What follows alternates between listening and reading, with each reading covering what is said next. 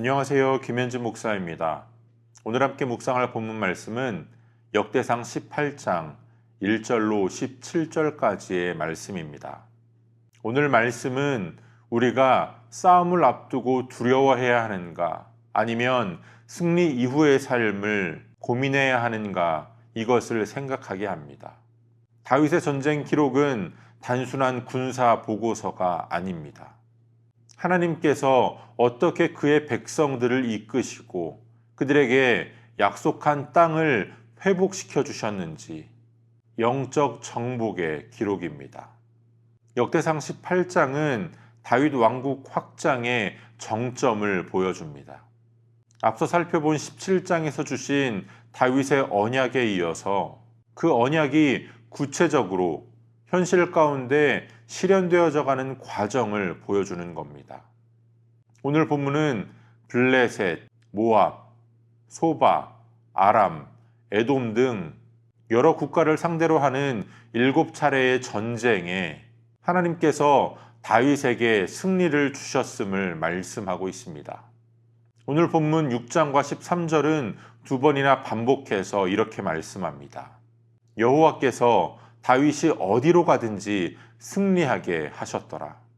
다윗의 승리는 인간의 전략이 아니었습니다. 하나님께서 도우신 결과였습니다. 1절과 2절은 다윗이 블레셋과 모압을 물리친 이야기로 이전부터 이스라엘을 괴롭히던 두 민족에 대한 하나님의 징벌이자 약속의 성취입니다. 3절로 6절은 소바왕 하다데셀과의 전쟁인데 다윗은 이 전쟁을 통하여 아람을 정복합니다. 이것은 군사적인 성공일 뿐만 아니라 하나님께서 약속하신 지경을 회복하는 영적인 사건이었습니다. 8절로 11절에서 다윗이 전쟁의 전리품들을 하나님께 바쳤다라는 기록이 나와 있는데요. 다윗 역시 이 전쟁의 승리가 하나님께서 주신 것임을 알고 있었으며 그것을 하나님께 전리품을 드리는 행위로서 고백했다라는 겁니다. 마지막 14절로 17절에는 행정 조직들이 기록되어 있습니다.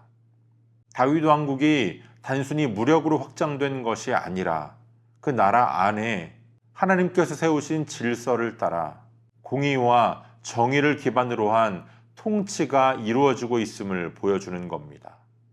이 전쟁의 기록은 우리가 삶의 모든 영역에서 하나님의 주권을 어떻게 인정하고 받아들여야 하는가, 이것을 보여줍니다.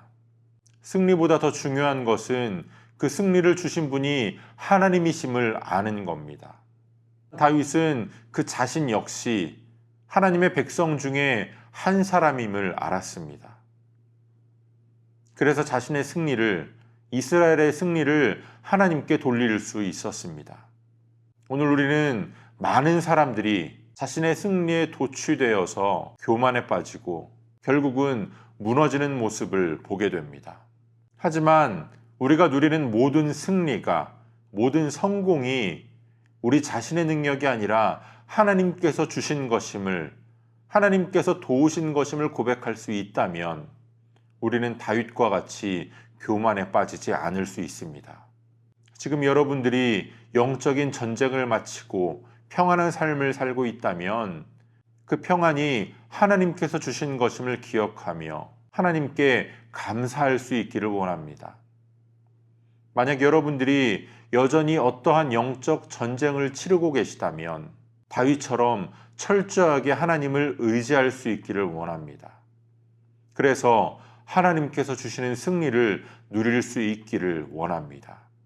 하나님께서 주시는 모든 승리는 이스라엘과 다윗에게 그러했듯이 하나님의 나라를 확장하는 데에 목적이 있습니다.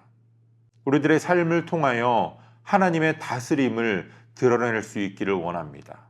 승리 중에도 교만에 빠지지 않고 평안 중에도 나태에 빠지지 않고 하나님의 통치를 따라 하나님의 나라를 확장시키는 일에 귀하게 쓰임받을 수 있는 저와 여러분들이 되어주시기를 주님의 이름으로 축복합니다.